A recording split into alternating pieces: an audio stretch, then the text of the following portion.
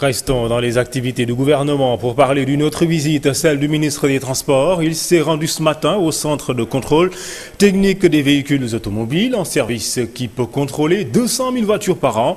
Il est également prévu la construction d'un centre spécial pour les poids lourds à Diamniadio, une annonce faite dans la foulée par Ngom Mongom. Les précisions de Khadija Toussi et Ibrahim Diane.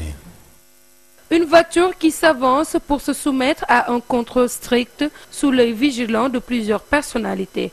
Pour contribuer à la sécurité et se coller aux exigences du développement du secteur des transports routiers, le ministre du Transport a assisté au lancement des activités du centre de contrôle technique des véhicules automobiles. Un véritable joyau d'une capacité de 200 000 véhicules par an, le centre comprend 8 pistes, dont 5 pour les véhicules légers, 2 pour les véhicules lourds et une piste mixte. Les gros porteurs se verront offrir des centres un peu partout à travers le pays. Nous sommes là en train de lancer un centre de contrôle technique pour les véhicules automobiles. L'antenne réservée aux gros porteurs, ça se comprend. Déjà, M. le maire ici à mes côtés commence à poser un problème de circulation, ce qui est tout à fait normal.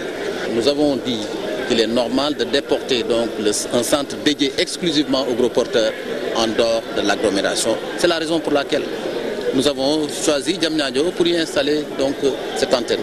Accident de la route, défaillance technique des voitures. Aujourd'hui, avec le centre de contrôle, le bon état des véhicules va être une priorité, une manière d'être plus regardant et moins tolérant. Nous avons tous compris qu'il y a 3 points, je dirais 3 points vraiment essentiels. C'est le freinage, c'est l'éclairage, c'est la direction.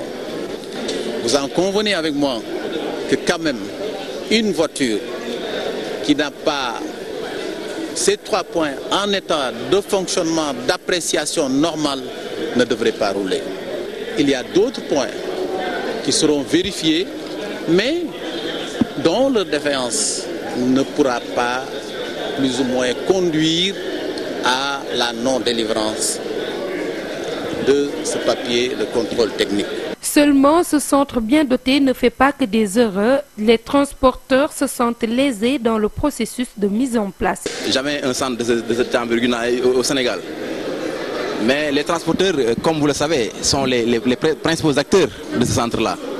Donc, il n'y a pas une discussion préalable avec les transporteurs. Donc, les transporteurs ont pris des réserves par rapport aux tarifications, par exemple, par rapport aux conditions de visite technique et par rapport aussi à beaucoup de choses. Chaque année, des milliers de personnes perdent la vie dans un accident de voiture. Le premier à être incriminé est la voiture.